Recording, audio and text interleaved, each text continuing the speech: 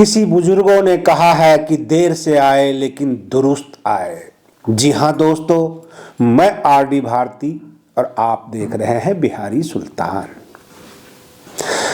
India गठबंधन की दो अलग अलग तैयारियां हैं और रही बात यह कि 2024 के लोकसभा चुनाव में सत्ता की मास्टर चाबी किसके हाथ में है।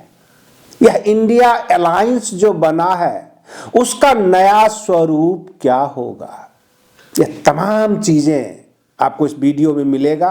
बहन मायावती जी का क्या ओहदा होगा, क्या वो प्रधानमंत्री चेहरा बनेंगी या वाकई में वो 2024 में प्रधानमंत्री बनने जा रही है। 12 घंटे में 24 घंटे में खबरें बदलती रहती है, अलायंस का स्वरूप बदलता है, नेता इधर से उधर चले जाते हैं, दल बदल होती है, इसलिए खबरें भी बदलती है। जो आज का हमारा टॉपिक है कि 2024 के लोकसभा चुनाव में सत्ता का मास्टर चाबी किसके हाथ में है। जाहिर सी बात है, सभी दल अपने अपने नेताओं को, जो हाई कमान है, उनके बारे में बताएंगे, लेकिन फिलहाल इंडिया गठबंधन में अब नया क्या होने वाला है वह मैं आपको इस वीडियो में बताने वाला हूं। अगर आप हमारे चैनल पर नए हैं तो चैनल को सब्सक्राइब जरूर कर लीजिएगा। वीडियो अच्छा लगे, तथ्यपूर्ण लगे, तर्कपूर्ण लगे तो इसे एक लाइक जरूर कर दीजिएगा, क्योंकि इंडिया अलायंस का स्वरूप बदलने वाला है। क्या महाराष्ट्र की जनता हतोत्साहित नहीं होगी? आपको याद कराता हूं उन दिनों का जब नानावती आयोग सवाल जवाब कर रहा था। 1992 में बाबरी मस्जिद गिराया गया था, सारे नेता पीछे हट रहे थे। बाला साहब ठाकरे ने कहा था कि सारी जिम्मेदारी मेरे ऊपर डाल दो, मैं ले लेता हूं, सारा अपराध अपने ऊपर ले लेता हूं। और उन बाला साहेब ठाकरे के पुत्र उद्धव ठाकरे को 22 जनवरी के रामलला के उद्घाटन में नहीं बुलाया जा रहा है। अब सवाल यह भी उठता है, क्या यह वही अयोध्या है जहां 1989 में कांग्रेस पार्टी ने हुंकार किया था चुनाव का? अयोध्या से ही शुरुआत किया था और आज कांग्रेस की क्या हालत बनी हुई है आपके सामने है। बहन मायावती जी, लेटेस्ट रिपोर्ट दे देता हूं, सतीश चंद्र मिश्रा जी दौड़ कर गए थे उसी अयोध्या में 2022 के चुनाव को आगाज करने के लिए। 2022 में बसपा को कितना सीट मिला? ये सवाल है, तर्कपूर्ण है, आमने सामने दिख रहा है कि अयोध्या से जो हुंकार करता है चुनाव का, रामलला उसे घर बिठा देते हैं। कहीं ये सच तो नहीं है? और मैं आपको बता देता हूं लेटेस्ट, उत्तर प्रदेश के लिए एक अलग इंडिया गठबंधन होगा और देश के लिए अलग होगा। ममता दीदी पश्चिम बंगाल में इंडिया गठबंधन की हिस्सा नहीं रहेंगी, वो 42 के 42 सीट पर चुनाव लड़ेंगी और उनके सामने जो है सीपीएम होगा, कांग्रेस सब होगा और भाजपा भी होगा। कहने का तात्पर्य कि ममता दीदी को लगता है कि 20-21 सीट तो हम निकाल ही लेंगे, 25 सीट तक भी हम निकाल सकते हैं अगर भाजपा, कांग्रेस, सीपीएम सबका वोटों का बिखराव हो जाता है पश्चिम बंगाल में। हमारे पास कैडर वोट है, थोक के हिसाब से है, हम इतनी सीट तो निकाल ही लेंगे। अब रही बात ये कि हम आपको बता रहे हैं महाराष्ट्र में भाजपा की हालत खराब है। कुल मिलाकर जो बताते हैं आज की तारीख में 300 के आंकड़े, यह आंकड़े में 132-33 सीट भाजपा की कम होने वाली है। मैं सिलसिलेवार स्टेट वाइज बता रहा हूं। उड़ीसा में 21 लोकसभा सीट है, वहां भी हालत खराब है भाजपा का और वहां उनके पास एक अच्छे कैंडिडेट की जरूरत है, जो कैंडिडेट मिल नहीं पा रहा है। भाजपा से किसे लड़ाए, ये समस्या है भाजपा की। हम लेकर आते हैं आपको उत्तर प्रदेश। आपको आश्चर्य भी होगा और यह भी समझ में आएगा कहीं ऐसा होगा कि नहीं होगा। उत्तर प्रदेश में एक अलग गठबंधन बनने वाली है और उसमें बहन मायावती जी होंगी, अखिलेश यादव जी होंगे, चंद्रशेखर आजाद होंगे, जयंत चौधरी होंगे, कांग्रेस के होंगे और कांग्रेस के साथ यह तालमेल बिठाया जाएगा कि जितनी सीट हम आपको उत्तर प्रदेश से ले रहे हैं, बहन मायावती जी अकाली दल और कांग्रेस तीनों मिलकर पंजाब में उन्हें भरपाई कर दें। एक सर्वे और आया है, आपको पता होगा 2022 में 13% बसपा के पास वोट आया, लेकिन जो 13% वोट है वह तो नजर आ रहा है। लेकिन दूसरी सर्वे यह भी होती है कि जब मान्यवर काशीराम जी का रैलियां चलता था, बहुजन समाज पार्टी के आंदोलन होते थे, उसमें उत्तर प्रदेश का एक कुर्मी समाज, केवट समाज भी बड़ा जबरदस्त अपनी हिस्सेदारी बसपा में दिया हुआ था। जिस कुर्मी वोट बैंक पर केशव प्रसाद मौर्य, पल्लवी पटेल, अनुप्रिया पटेल का आज की तारीख में प्रभाव है, बसपा वहां पर प्रभावहीन हो रही है। अगर अलायंस होता है तो इनके अपने वोटर, किसी और के नहीं, इनके अपने वोटर वापस बसपा में आ सकते हैं, जो कुर्मी समाज का एक बहुत बड़ा वोट बैंक है। और यह अलायंस जरूरी है। उत्तर प्रदेश में एक नया चेहरा और घुसेगा इंडिया गठबंधन के लिए, वह होंगे नीतीश कुमार। नीतीश कुमार, बहन मायावती जी, अखिलेश यादव, चंद्रशेखर आजाद, जयंत चौधरी, ये सब के सब अगर उत्तर प्रदेश में अपने आप को एडजस्ट करते हैं, एक जगह लाते हैं, उसके बाद का सर्वे रिपोर्ट क्या होता है, और उससे पहले का सर्वे रिपोर्ट तो आपने देख ही लिया होगा।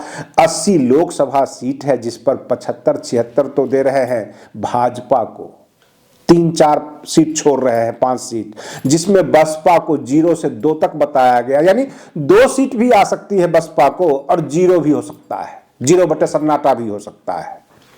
कहने का तात्पर्य अगर ये अलायंस होता है, मीटिंग होती है और पूरे उत्तर प्रदेश में हुंकार भर दी जाती है कि इंडिया गठबंधन में बहन मायावती जी, अखिलेश यादव, चंद्रशेखर आजाद, जयंत चौधरी, राहुल गांधी सब है, उसके बाद का सर्वे रिपोर्ट जब लिया जाता है, आंकड़े देखे जाते हैं, तो 70% तक पहुंच जाता है इंडिया गठबंधन के पास वोट बैंक।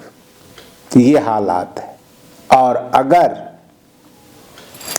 सबको अलग कर देते हैं, बहन मायावती जी अकेले चुनाव लड़ लेते हैं, इंडिया गठबंधन जितना मर्जी उतना जंप मार ले, भाजपा को नहीं हरा सकती, क्योंकि भाजपा के पास 44% वोट है और 5-6% का और इजाफा हो जाएगा तो 50% क्रॉस कर सकती है भाजपा।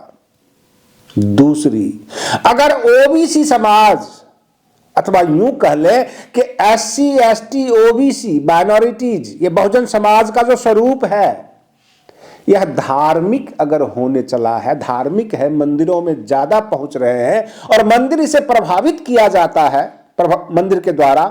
22 जनवरी को जो रामलला का उद्घाटन है अयोध्या में, तो बिहार के मुख्यमंत्री RJD जो पार्टियां हैं, यह सब सोच रही है कि बिहार के सीतामढ़ी में सीता मैया का मंदिर क्यों नहीं बनाया जाए। भाई, जैसे राम का प्रभाव वैसे सीता का प्रभाव, धर्म तो धर्म है। तो सीतामढ़ी में जो माता सीता का जो मंदिर है, भाजपा उसको लपके, उससे पहले विपक्ष क्यों ना लपक ले। और रही बात ये कि जब केमिस्ट्री और एथमेटिक्स दोनों मिलाते हैं तो इंडिया गठबंधन में काफी कुछ जो है बड़ा दिख रहा है।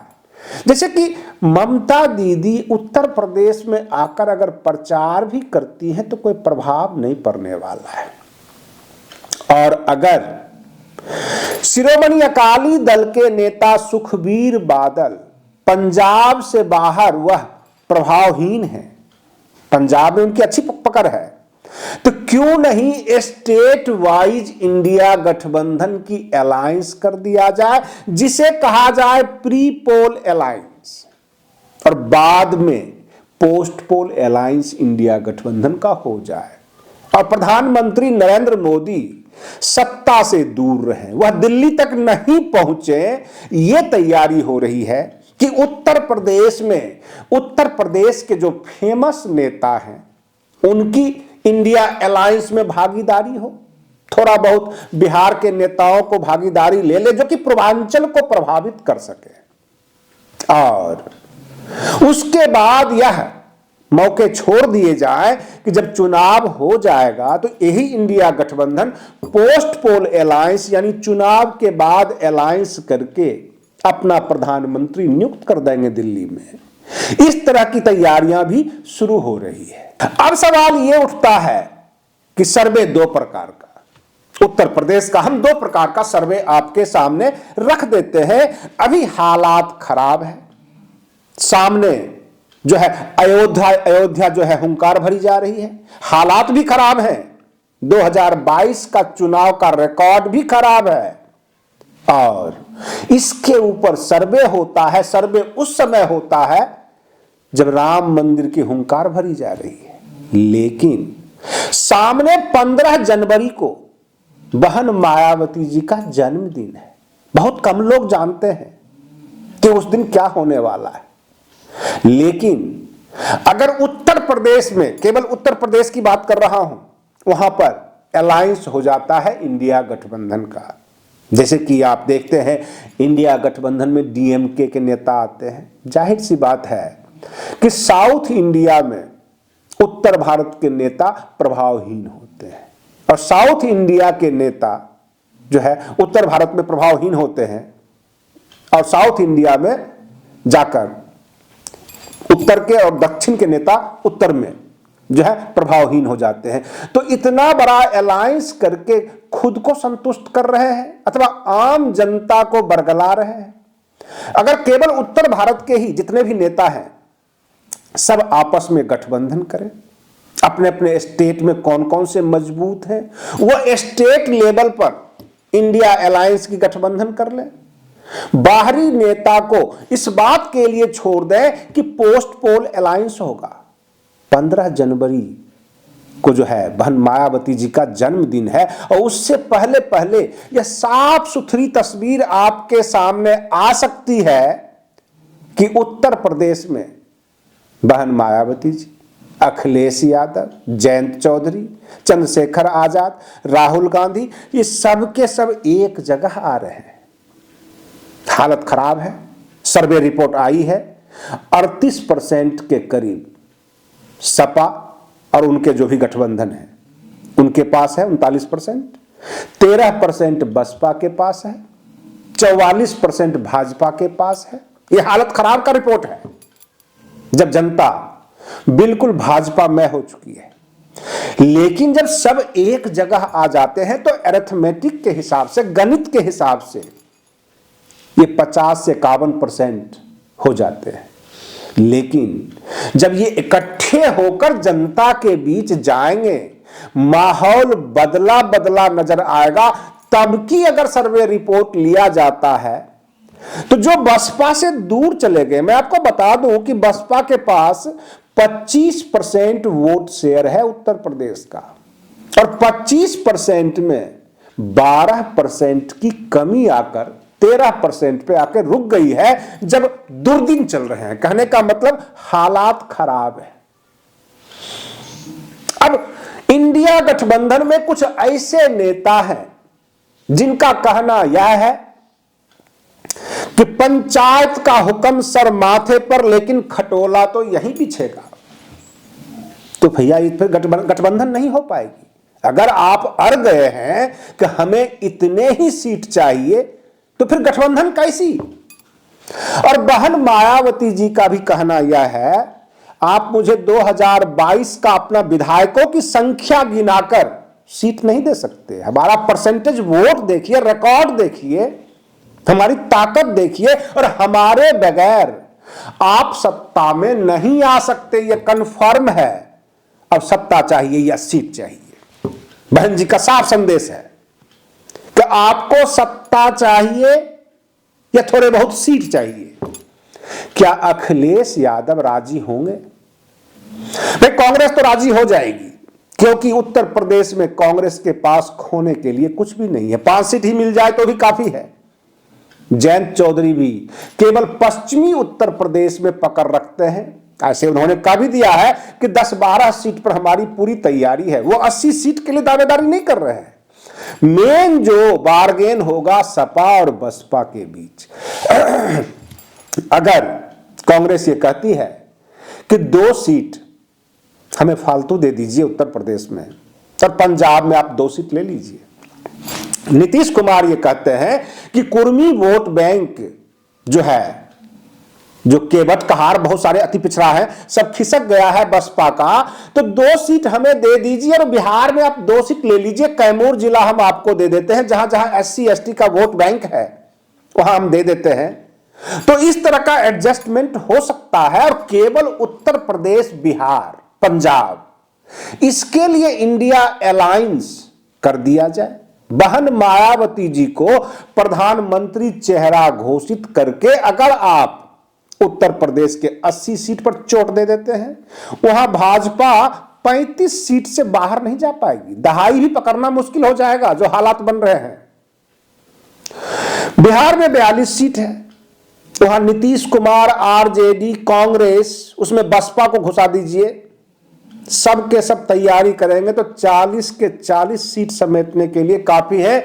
क्योंकि बिहार में जो भाजपा के जितने सांसद हैं सब वयोवृद्ध नेता हैं, उनकी उम्र 70 सबकी पार कर रही है, हालात खराब है, युवा चेहरा बिल्कुल नहीं है। यहां तक भाजपा को अपना प्रदेश अध्यक्ष भी आयातित नेता को बनाया गया, यानी इंपोर्ट किया गया दूसरे दलों से। सम्राट चौधरी पहले जदयू में थे और अब जो है वो भाजपा के प्रदेश अध्यक्ष है। तो जब भाजपा के पास अपना प्रदेश अध्यक्ष तक नहीं है बिहार में, तो हालत तो खराब है ही। पश्चिम बंगाल को छोड़ दीजिए, ममता दीदी को लड़ने के लिए जितना वो सीट जीत कर आएंगे, पोस्ट पोल अलायंस में इंडिया गठबंधन में आ जाएंगे। उड़ीसा में नवीन पटनायक है, 21 लोकसभा सीट है, वहां के लिए नवीन पटनायक ही काफी है। पोस्ट पोल अलायंस में वह भी समर्थन दे देंगे, गैर भाजपा की सरकार को वह भी समर्थन दे सकते हैं। केवल उत्तर प्रदेश के 80 सीट, मध्य प्रदेश, राजस्थान और इधर पंजाब, हरियाणा, इधर ही माहौल अगर पूरा का पूरा क्रिएट कर देती है इंडिया अलायंस। बहन मायावती जी को उत्तर भारत में इतनी प्रचारित कर दिया जाता है, ये प्रधानमंत्री चेहरा है, तो SC ST OBC माइनॉरिटी सबका वोट थोक के हिसाब से पड़ जाता है। और इंडिया अलायंस के जितने भी नेता हैं उत्तर भारत के, सब अब इसी ट्रैक पे चल रहे हैं, यही सोच रहे हैं कि उत्तर प्रदेश में अगर रोक लिया गया, और उत्तर प्रदेश में रोकने के लिए बहन जी ज्यादा जरूरी है। हम चाहे कितना भी ताल ठोक लें, सब कुछ बोल लें कैमरे के आगे, लेकिन बहन मायावती जी एक ताकत है। और इसलिए बहन मायावती जी ने भी अपने प्रेस कॉन्फ्रेंस में कह दिया था, कब किसकी जरूरत पड़ जाए राजनीति में इसकी कोई गारंटी नहीं है, आपको आगे शर्मिंदा ना होना पड़े। तो इंडिया अलायंस के बाकी नेता यह सोच रहे हैं कि भैया हमने तो बसपा के खिलाफ कुछ बोला नहीं है, हमने तो बहन जी को हमेशा सम्मान की निगाह से ही देखते हैं और सम्मानित भाषा में ही बात करते हैं। एक बार बैठक करते हैं, बहन जी को साथ करते हैं, बहन मायावती जी को, और उत्तर प्रदेश की राजनीति में उनको चेहरा बनाते हैं। उत्तर भारत में दलित की बेटी है, उत्तर प्रदेश की बेटी है, वरिष्ठ लीडर है, अनुभवी नेता है, उनको फेस बनाकर अगर हम लड़ाई शुरू करते हैं स्टेट वाइज ही, क्योंकि पश्चिम बंगाल में बहन मायावती जी का कैडर है, बसपा का वोट बैंक है, लेकिन जो पकड़ उत्तर प्रदेश में है वो बंगाल में नहीं, वह उड़ीसा में नहीं। तो उत्तर प्रदेश में कुछ ज्यादा सीट दे दिया जाए, चेहरा बना दिया जाए पूरे भारत का, और बाकी जगह केवल संदेशा भिजवाया जाए, जहां जिनकी पकड़ है उनकी जो है सीटें ज्यादा होगी, वो चेहरा बनकर रहेंगे, उस स्टेट का प्रधानमंत्री चेहरा बहन मायावती जी को बना दिया जाए। और उत्तर प्रदेश में रोक लिया, बिहार में रोक लिया, तो मोदी जी दिल्ली पहुंचने से रुक जाते हैं। यही हालात है। दूसरा, लोगों का यह मानना है जब जिसने अयोध्या से राजनीति की शुरुआत की है, हुंकार भरी है, उसको रामलला हमेशा घर बिठाते रहे हैं। राजीव गांधी, स्वर्गीय राजीव गांधी जी भी अयोध्या से 1989 में शिला पूजन करके आगे बढ़े थे। कांग्रेस की हालत खराब हो गई। बीच बीच में बहुत सारे दल जो अयोध्या से शुरू हुए, उनको घर बिठा दिया आम जनता ने। इस बार भाजपा की बारी है।